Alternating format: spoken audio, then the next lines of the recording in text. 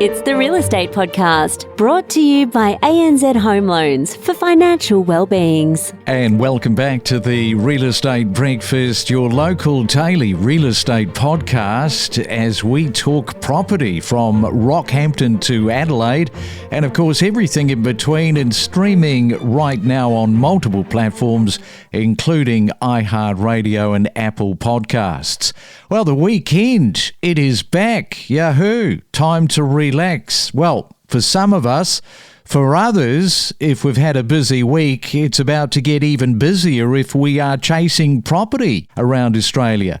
Saturday, September the 6th today, and a shout out to first home buyers heading into the spring, potentially facing one of the toughest property seasons for a while, with investors surging back into the market and driving up prices on the most affordable properties.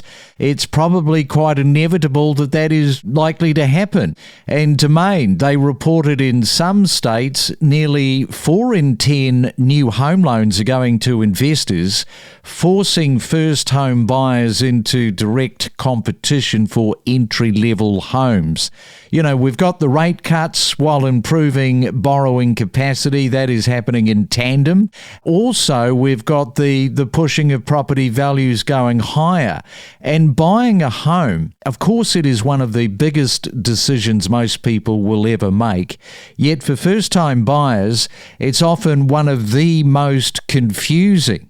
You know, the industry is full of jargon with sales methods that can do your mind in. There's traps that can easily catch buyers off guard.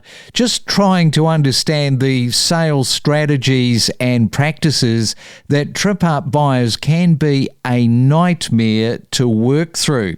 So this morning we're going to step over some of that as we catch up with Paul O'Riordan. He is the principal of O'Riordan Real Estate in the Blue Mountains. And got to come back to that comment, you know, about these investors that are getting in there. They're starting to leverage themselves. Yes, the market is changing, Paul, but, you know, you don't want to get into that situation where the dominoes effect through one thing happening and the causation of that, we're in trouble. Good morning, Craig. Yeah, look, I couldn't agree with you more. You know, we've just come through a rate rise extravaganza where a lot of people kind of hit the wall. And now that money is cheap, it seems like people haven't remembered that and they're jumping straight back in. Caution is my recommendation. Regardless of where the price ends up on money, you got to think it through. And if you think that that's probably an overreaction, all you got to do, if you haven't watched the movie The Big Short, go and watch it, because it's all about the GFC. It's a classic in terms of the way they break that down.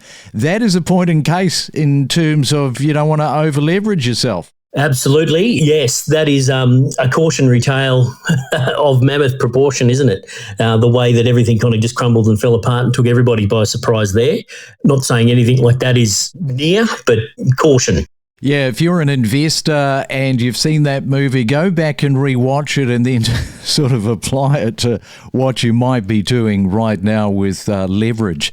Well, one of the first things to talk about this morning when it comes to potential confusion for first-home buyers is expressions of interest. It is referred to as EOI. What is that for people who don't know, and why is it used instead of auctions or private treaty? Yeah, look, EOI is probably one of the rarest methods that's used, where instead of negotiating back and forth like in a private treaty, buyers are asked to put their written offer in by a set deadline. And once that deadline passes, the seller looks at all the offers and decides which one they'd like to accept.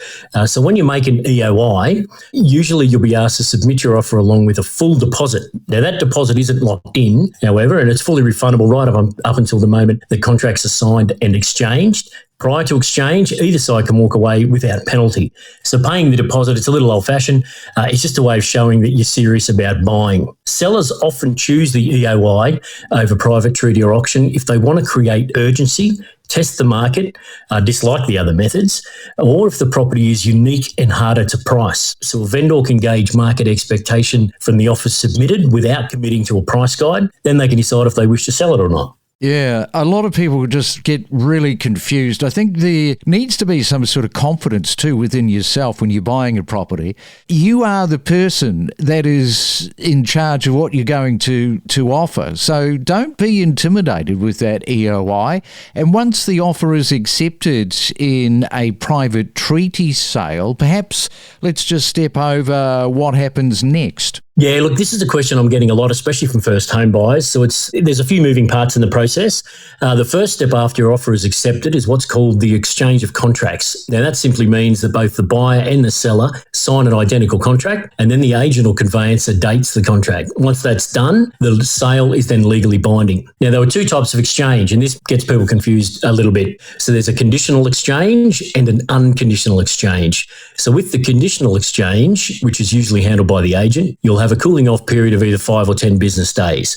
So to get started, the buyer provides their full details, including middle names, current address, and their conveyancer details, and then pays a 0.25% deposit of the purchase price into the agent's trust account. The contracts are then signed and dated, and the cooling off period begins from the next business day. Now, it is important to understand that during the cooling off period, the contract isn't final and amendments can still be made. The seller, however, is locked in and they can't sell the property to anybody else. But if the buyer has the right to walk away for any reason during the cool off period, but if they do, they will lose their 0.25% deposit. So it's kind of like an insurance policy for the buyer's point of view, taking the property off the market. So if the buyer then decides to proceed with the sale, they pay the remainder of the 10% deposit at the end of the cool off, and then the contract becomes unconditional. So the unconditional exchange, on the other hand, just skips the cooling off process entirely. So this is done by conveyancers. The contract is final in its final form, and the 10% deposit is paid prior to signing. The buyer contract is then signed, sent along with a form called a 66W to the vendor's conveyancer for exchange. And look, the 66W is just a letter from the buyer's conveyancer that waives their cool-off rights. If the buyer pulls out after this point and after the contract is dated, they would then forfeit their entire 10% deposit. So a conditional exchange is preferred by buyers as it gives them a little breathing space, where most vendors, and agents for that matter, prefer an unconditional exchange as it locks everything in straight away. Yeah, no, that is great advice. We're also going to cover this morning, what do you do when you don't have the price guide? How frustrating is that? And there is this, I guess you can call it a dirty word, underquoting. Some will disagree with that, but we'll talk all about that after this.